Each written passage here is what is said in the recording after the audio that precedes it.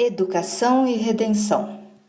Quando observamos o mundo e a criação divina e estudamos os textos sagrados que o próprio Criador providenciou para nós, fica evidente que somos peça fundamental no projeto da Suprema Inteligência, pois só a nós coube o privilégio de sermos criados à sua imagem e semelhança. Tal semelhança certamente atendia aos propósitos divinos. Deus nos colocou em um paraíso e tudo indica que ali aprenderíamos a expandir todo o nosso potencial. Afinal, Ele era o professor e contávamos com o benefício da sua semelhança. Quanto mais vivêssemos naquela condição original, mais plenamente revelaríamos a imagem de Deus e refletiríamos a sua glória, comenta Ellen White em seu livro Educação, página 15. Mas, ao escolher o pecado, o homem perdeu o paraíso, a convivência com Deus, e assumiu uma nova condição, a de homem mortal e corrompido. Mas Deus nunca desiste de nós e nos oferece os textos sagrados que nos ensinam e revelam seu plano de redenção e registram a figura de Jesus, o Deus encarnado que veio pessoalmente nos redimir e nos convidar a nascermos de novo, a nos deixarmos recriar. O Deus de puro amor nos permite recomeçar e tomou providências para isso. Veja o que diz o apóstolo Paulo. Toda a Escritura é inspirada por Deus e útil para o ensino, para a repreensão, para a correção, para a educação na justiça. Está na segunda carta aos Timóteos, capítulo 3, verso 16. Assim, por meio das Escrituras, Deus permanece como nosso educador, e essa educação para o homem decaído ganha uma dimensão de redenção, pois pelo sangue do Cordeiro fomos salvos e podemos ser recriados, nos tornarmos um novo homem com um novo coração, graças ao amor do Criador. Educação, redenção e amor são inseparáveis e fazem parte do caráter de Deus. A graça divina garante um final feliz para a nossa história, porque Deus amou o mundo de tal maneira que deu o seu Filho unigênito, para que todo aquele que nele crê não pereça, mas tenha a vida eterna. Está em João 3, verso 16. E o apóstolo completa no verso 17. Porque Deus enviou o seu Filho ao mundo, não para que condenasse o mundo, mas para que o mundo fosse salvo por ele. Embora não possamos merecer tal graça, podemos conhecê-la, pois Deus nos dotou com uma mente capacitada para isso e com liberdade de escolha. Com Cristo já não somos reféns da maldição do pecado. Resta-nos, então, aceitar o convite do Criador para conhecê-lo e compreender sua vontade, e esse conhecimento se faz pela educação cristã. Segundo o apóstolo Paulo, em Deus e em Cristo estão escondidos todos os tesouros da sabedoria e do conhecimento. Está na segunda carta aos Colossenses, capítulo 2, verso 3. Somente nos sagrados textos inspirados encontramos a verdadeira sabedoria e conhecimento, porque somente Deus é a fonte da verdade. Cristo expressou sua sabedoria e seu amor pela humanidade ao nos enviar o Espírito de verdade, garantindo a cada um de nós a companhia de um Consolador permanente, num processo de educação continuada. Vamos ler a promessa de Jesus aos apóstolos em João 14, versos 16 e 17. E eu rogarei ao Pai, e ele vos dará outro Consolador, para que fique convosco para sempre, o Espírito de verdade que o mundo não pode receber, porque não o vê nem o conhece. Mas vós o conheceis, porque habita convosco e estará em vós. O cumprimento dessa promessa permitiu ao apóstolo Paulo apontar aos irmãos da igreja a diferença entre a sabedoria do mundo e a sabedoria de Deus. Vamos ler, está no capítulo 2 de sua primeira carta aos Coríntios, verso 9. As coisas que o olho não viu e o ouvido não ouviu e não subiram ao coração do homem são as que Deus preparou para os que o amam. E continua: mas Deus nolas revelou pelo seu Espírito, porque o Espírito penetra todas as coisas, ainda as profundezas de Deus. Mas nós não recebemos o Espírito do mundo, mas o Espírito que provém de Deus, para que pudéssemos conhecer o que nos é dado gratuitamente por Deus. Está em 1 Coríntios, capítulo 2, versos 10 a 12.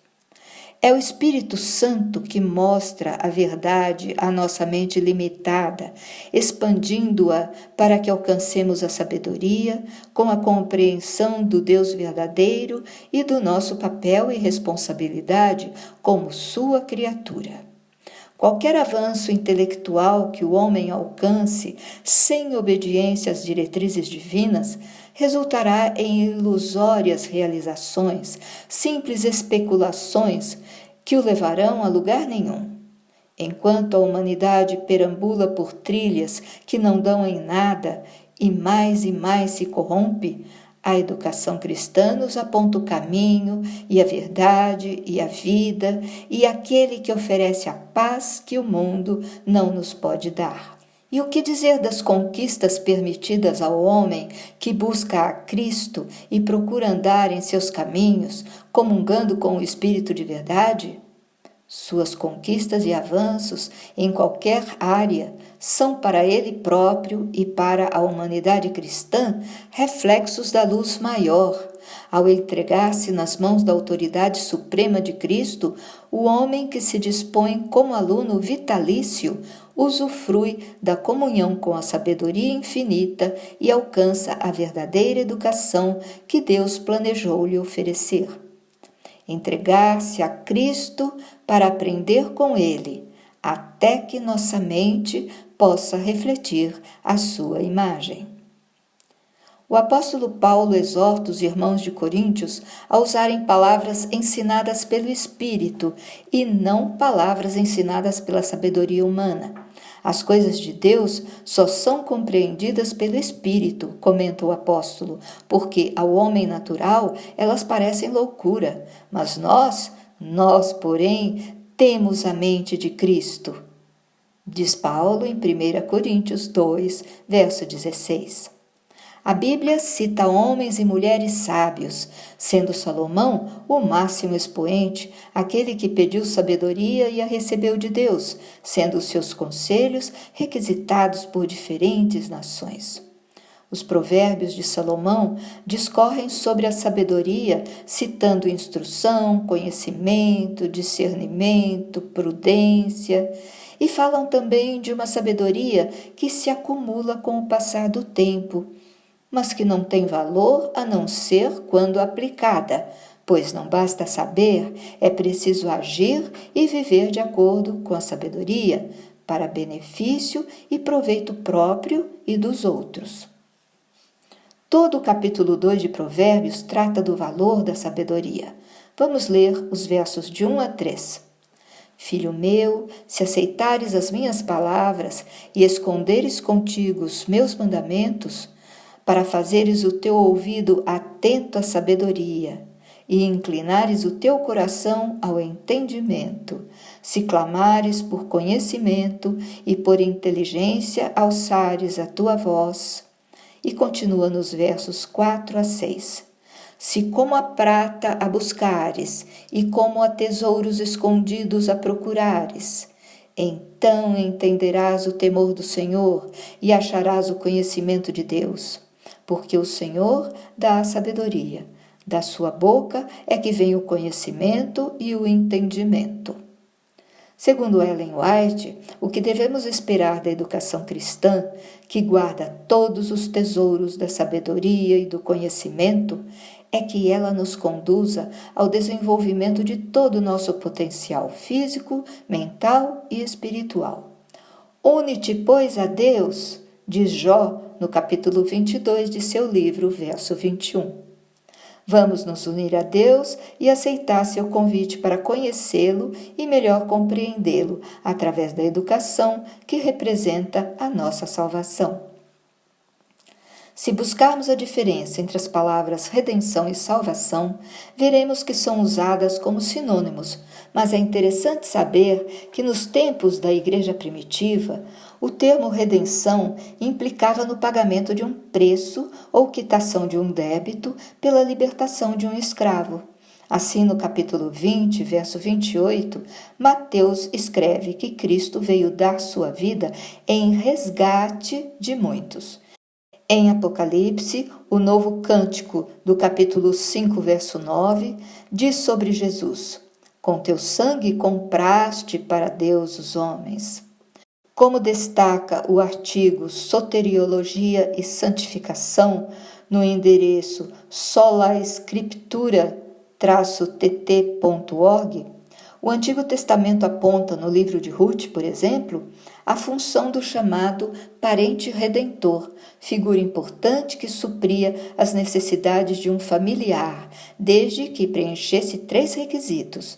Tinha que ser o parente mais próximo, ser capaz de redimir e estar desejoso de fazê-lo. Como é fácil perceber, Jesus atendeu a essas 3 exigências. Era nosso Pai, pois Deus nos deu a Ele como filhos. Fora capacitado por Deus e agia pelo amor que o bom pastor tem por suas ovelhas.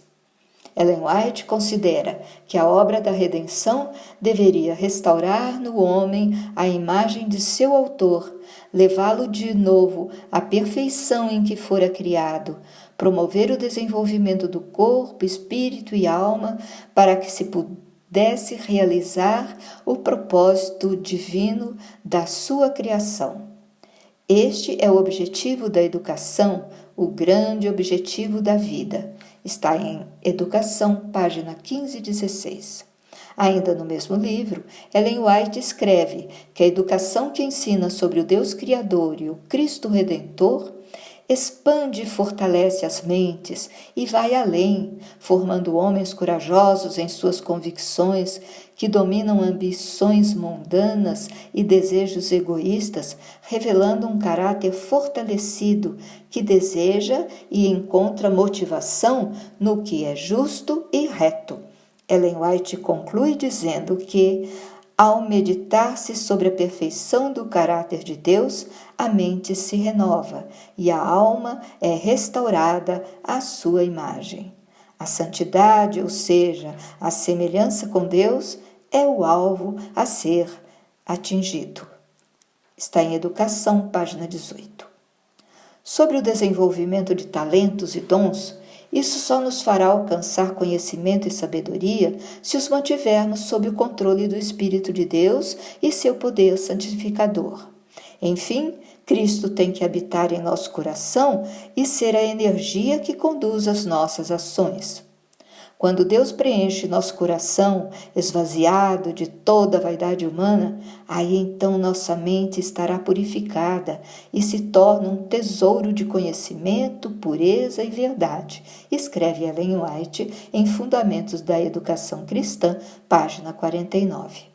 A autora continua dizendo que nossa mente purificada estará constantemente estendendo-se além dos estreitos limites do pensamento mundano para a vastidão do infinito. Enquanto os primeiros discípulos chamavam Jesus de mestre ou rabi, o que significa professor, o apóstolo Paulo, já no comando da igreja de Coríntios, proclama em sua primeira carta, capítulo 1, verso 24, que Cristo é o poder e a sabedoria de Deus, e no verso 30 completa que Jesus Cristo foi feito sabedoria e justiça e santificação e redenção. Mais adiante, no capítulo 3, verso 11, Paulo acrescenta que Jesus Cristo é o fundamento sobre o qual ninguém pode pôr nenhum outro. Ellen White aproveita essa última citação do apóstolo Paulo para escrever que, no mais alto sentido, a obra da educação e da redenção são uma. pois na educação, como na redenção, ninguém pode pôr outro fundamento, além do que já está posto, o qual é Jesus Cristo. Está em Educação, página 30. Realmente, o Mestre dos Mestres foi professor e redentor, e essas funções fundamentadas em seu amor se tornaram uma só obra, que encheu a terra de conhecimento, como profetizara Isaías. Não se fará mal ou dano algum em todo o meu santo monte, porque a terra se encherá do conhecimento do Senhor, como as águas cobrem o mar. Está em Isaías 11, verso 9.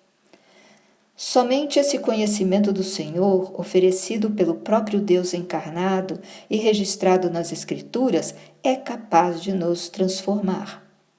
A Torá, como os judeus chamam o conjunto dos 5 primeiros livros da Bíblia, é a palavra hebraica que significa instrução, ensinamentos ou lei, o que revela que os comandos divinos tinham função educativa, para que o povo conhecesse Deus e soubesse como agir, permanecendo fiel às alianças firmadas. Embora muitos julguem que estatutos mosaicos específicos para certas situações podem ser agora desprezados, com certeza a essência neles contida é útil em qualquer tempo. É o caso de Deuteronômio 17, versos 14 a 20, por exemplo, que trata de como o antigo povo de Israel devia escolher seu rei. Embora milênios tenham se passado e aqui não tenhamos reis, também escolhemos nossos representantes políticos, como aconteceu nesta semana. Vamos observar as regras inspiradas por Deus a Moisés e ver se são aplicáveis no século XXI? Basicamente, o texto nos ensina que devemos seguir os princípios ditados pelo Senhor, escolhendo um dirigente entre os nossos iguais, ou seja, não entreguemos nosso governo a estranhos, que não partilhem de nossas crenças e convicções. Não escolhamos aqueles que possam nos usar para multiplicar riquezas à custa de nossa dignidade e liberdade, pois, como dizia o Senhor, não era para o seu povo retomar o caminho da escravidão. Que nossos escolhidos não juntem para si muita riqueza, nem se envolvam com o que possa desviar seu coração, e que sigam fielmente as leis estabelecidas, sem alterá-las arbitrariamente, para que seu governo se prolongue e seja honrado pelas gerações futuras. Não parecem essas condutas muito próprias para serem seguidas por qualquer povo, em qualquer época e em qualquer lugar? Neste ponto, cabe citar o Salmo 111, verso 8, onde Davi reconhece que os grandes princípios da educação são imutáveis e permanecem firmes para todo sempre, e são feitos em verdade e retidão. Isso porque são os princípios do caráter de Deus, comenta Ellen White, e acrescenta: o professor coobreiro de Deus é aquele que aceita o objetivo de auxiliar o estudante a compreender estes princípios e entrar com Cristo naquela relação especial que fará daqueles princípios uma força diretriz na vida. Está em Educação, página 30. No último capítulo de seu livro Educação, Ellen White fala de nossa vida futura na nova terra, exaltando as suas inimagináveis maravilhas. E recordando as palavras de Deus em Isaías 43, verso 12, vós sois minhas testemunhas, Ellen White diz que também na eternidade seremos suas testemunhas, e comenta que apenas os remidos entre todos os seres criados experimentaram o conflito com o pecado e trabalharam com Cristo, o que a faz questionar na página 308. Não terão eles, os remidos, o testemunho da ciência da redenção, algo valioso a ensinar aos seres não caídos? Há poucos dias o pastor Vanderlei Dornelles abordou esse assunto e vamos finalizar transcrevendo suas palavras. Na verdade, o universo conhece o poder de Deus, sua perfeição, sua santidade, sua estética, sua beleza, mas nada sabe a respeito da sua misericórdia, da sua graça, porque a graça se manifestou onde se manifestou o pecado. Assim, deste planeta pecador, Deus tira uma humanidade redimida, que tem a experiência da salvação, que tem uma história com a graça. A nossa história, o nosso conhecimento de Cristo nesta terra, nos acompanham pela eternidade e será isso o nosso testemunho para o universo inteiro.